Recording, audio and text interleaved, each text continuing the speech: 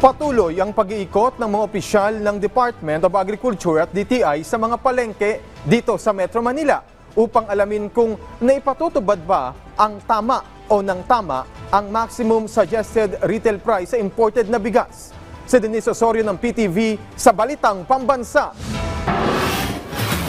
Planong ibaba pa ang maximum suggested retail price o MSRP ng per kilo ng imported na bigas ayon sa Department of Agriculture.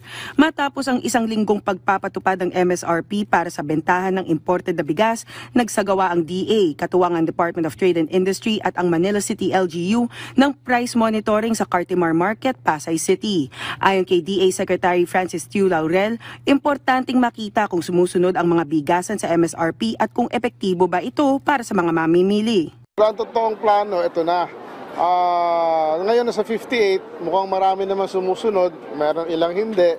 But by February 5, it will be 55 na. Then by February 15, ibababa natin yan ng 52.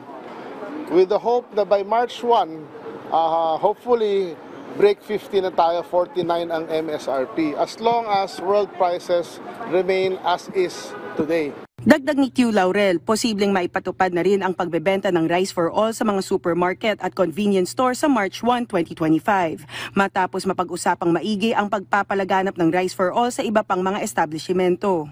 They'll sort out the details and come up with a plan, more concrete plan. Then there will be a third meeting with Mina kung paano to i-implement. So hopefully maumpisahan to kung makasundo lahat by March 1 siguro.